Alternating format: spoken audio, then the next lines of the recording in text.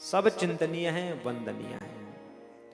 तो सनत कुमार जी कहते हैं, व्यास जी, भगवान कथामप्न प्राप्तो महादेवां सजप शिवां श्रोतुमिच्छामि तत्सर्वं वक्तुमर्हसि मे प्रभो। व्यास जी को जो है कि सनत कुमार जी बड़े प्रेम से सुना रहे हैं।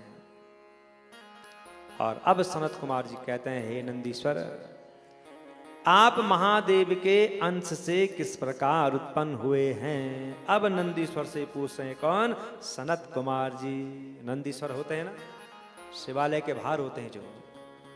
तो अब सनत कुमार जी कह रहे हैं कि नंदीश्वर, मैं ये जानना चाहता हूं कि आपकी उत्पत्ति कैसे हुई है, ये आप मुझे बताइए। तो सनत कुमार जी की वाणी को सुन करके नंदीश्वर कहते हैं, सनत कुमार सर्वज्ञ सावधानतया शृणु, यथाहं च शिवं प्राप्तो महादेवान् सजो मुने। तो नंदीश्वर जी कह रहे हैं कि सनत कुमार जी ध्यान दे करके सुनना, मैं आपको अपनी उत्पत्ति का वृत्तांत बताता हूं कि मेरी उत्पत्ति कैसे हुई है। इस कथा को सुनिएगा जरूर ध्यान लगा करके, क्योंकि हम शिवालय जाते हैं और नंदीश्वर को प्रणाम करते हैं, पानी भी चढ़ाते हैं। कई लोग तो नंदीश्वर के सिर में धूप भी रख देते हैं। नहीं रखते हैं? बोलो, हंसो मत, रखते हैं। ऐसे वैसे नहीं नंदीश्वर, हमको अच्छा लगेगा अगर हम सज धज के जा रहे हैं और जो है कि सिर में अगरबत्ती जला के जाएं, तो बोलो जरा कैसा लगेगा, सोचो जरा। और तब हम शिवालय जाते हैं, कितना गंदा करते हैं हम शिवालय को। नहीं करते, बहुत गंदा करते हैं। पूजा जो कुछ होगी पर गंदगी बहुत कर देते हैं। अरे पूजा कम करो, साफ सुथरा रखो अपने मठों को, अपने मंदिरों को। दिए में तेल भरा है पर फिर भी भरना है, कोई बात गिर जाए, बगल वाली आके फिसल जाए, पर भरना है वो तेल, भरना है वो दिया। अरे भरा है तो एक बूंद डालो ना उसमें, बाकी जो है कि वहां पर कंटर है, कनस्तर है, उसमें रख दो। धूप जलाएंगे और माचिस की तिल्ली वहीं फेंक देंगे, माचिस खत्म होकर डब्बी वहीं फेंक देंगे, धूप का डब्बा वहीं फेंक देंगे है? और कहीं कहीं तो ऐसे महानुभाव हैं कि शिवलिंग के ऊपर ही धूप जला करके रख देते हैं। क्या मजाक बना रखा है हमने, हे भगवान क्या होगा। अरे आप अगर शिवलिंग का पूजन कर रहे हैं, अगर शिव जी पर आप मक्खन लगा रहे हैं, दूध चढ़ा रहे हैं, दही चढ़ा रहे हैं, तो आखिरी में एक साफ लोटा जल का भी तो डाल दो, स्वच्छ भी तो करो, ऐसे मत छोड़ो। और विशेष प्रार्थना है कि पूजा कम करो और मठ मंदिरों में सफाई पर ध्यान ज्यादा दो। आप गुरुद्वारे में जाना, कभी फर्श ऐसा चमकता है, इच्छा होती है कि इसी में बैठ करके भोजन करना था, इतना साफ सुथरा रहता है। और हम लोग पता नहीं क्या, हम कभी सुधरेंगे नहीं। हमने ठान रखे कि हम बिगड़े हैं तो बिगड़े ही रहेंगे। हाँ है ना, मत करो ऐसा। घर का मंदिर हो चाहे मठ हो चाहे मंदिर हो, साफ रखो। मंदिर आते हो अगर जो है कि प्रांगण में दिखता है कि फूल गिरा है, बेलपत्री गिरी है, उठा करके एक स्वच्छ जगह पर रख दो। लगता है कि बहुत गंदा हो रखा है मंदिर, अरे बाबा बाद में चढ़ाऊंगी पानी, तू कहीं नहीं जा रहा है, यहीं है तू भी, अब मैं भी यहीं हूं।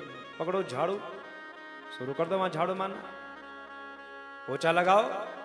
तो बाबा बोलता है कि अरे रहने दे, पानी का क्या करूं मैं, तूने तो बहुत अच्छा काम कर दिया है, करके तो देखो एक बार, भला नहीं होगा तो कहना, लिख करके देता हूं। भगवान भाव के भूखे हैं, भगवान सेवा देखते हैं, भगवान ये नहीं देखते कि मेरे लिए क्या कर रहा है। पत्रम पुष्पम फलम तोयम यो में भक्त्या प्रयच्छति। भगवान को तो आप अगर एक सूखा पत्ता भी चढ़ाओगे स्वीकार कर लेगा। तो नंदीश्वर कौन है, थोड़ा सा समझे उनके विषय में। तो नंदीश्वर जी कहते हैं कि सनत कुमार जी ध्यान दे करके सावधान पूर्वक सुनना।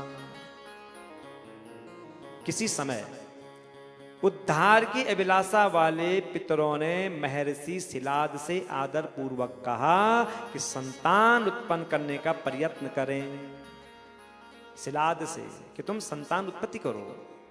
तो तब शिलाद ने भक्ति पूर्वक उनका उद्धार करने की इच्छा से पुत्रोत्पत्ति करने का विचार किया कि मैं अपने पितरों का उद्धार करूंगा, मैं संतान की प्राप्ति करूंगा। विचार करते हैं शिलाद। एवं मुनिवृत्ति धारण कर ली और वे शिवलोक को गए। उन शिलाद मुनि ने स्थिर मन तथा दृढ़ व्रत वाला हो करके जो है कि इंद्र को उद्देश्य करके बहुत समय तक अति घनघोर तपस्या करी। इंद्र को उद्देश्य किया, घनघोर तपस्या करते हैं। तब तपोनिरत उनके तप से सर्वदेव प्रभु इंद्र संतुष्ट हो गए और वर देने के लिए उनके सामने आ जाते हैं। वर मांगो मुझसे, कौन सा वरदान चाहिए, तुमने मेरी तपस्या करी है। तो शिलाद कहते हैं सत्कर्तो सुरेशान संतुष्टो यदि मैं प्रभो अयो निजम मृत्युहीनम पुत्रम इच्छामि सुव्रतम। हे इंद्र, यदि आप मुझ पर प्रसन्न हैं और आप मुझे वरदान देने के लिए आए हैं तो मैं आपसे अयोनिज अमर तथा उत्तम पुत्र मांगता हूं। मुझे अयोनिज पुत्र दीजिए, जो अजर अमर हो, ऐसा पुत्र चाहिए मुझे। मुनि की बात को सुनकर के इंद्र कहते हैं पुत्रम दास्यामि पुत्रार्थिं न्योजिनं मृत्यु संयुतम अन्यथा तेन दास्यामि मृत्युहीना न सन्ति वे। ए महात्मा, कैसी बात कर दी आपने। मैं आपको योनि से उत्पन्न तथा मृत्यु को प्राप्त होने वाला पुत्र दे सकता हूं, इसके विपरीत नहीं दे सकता हूं, क्योंकि मृत्युहीन तो कोई भी नहीं है। जिसका जन्म हुआ है उसकी मृत्यु होनी ही होनी है। ऐसा पुत्र मैं तुमको कहां से दूं। अयोनिज एवं अमर पुत्र तो केवल भगवान शंकर ही दे सकते हैं, ब्रह्मा भी नहीं दे सकते हैं, विष्णु भी नहीं दे सकते हैं। वे दोनों भी शिव के शरीर से उत्पन्न होते हैं और मरते रहते हैं। एवं उन दोनों की आयु का प्रमाण भी वेदों में अलग अलग कहा गया है। ब्रह्मा की भी मृत्यु होती है तो विष्णु की भी मृत्यु होती है, ये कह रहे हैं इंद्र महाराज। इसलिए हे विप्रवर, मृत्युहीन एवं अयोनिज पुत्र की कामना करना छोड़ दीजिए आप। अगर साधारण पुत्र चाहे तो हम आपको दे देंगे। हाँ, सुनिए आप। किंतु देवेश्वरो रुद्र प्रसीदति महेश्वरा सुदुर्लभो मृत्युहीन स्तव पुत्रो ययो निजा। हाँ, यदि देवादिदेव महादेव जी आप पर प्रसन्न हो जाएं तो वही आपको अयोनिज पुत्र दे सकते हैं, बाकी कोई भी नहीं दे सकता है।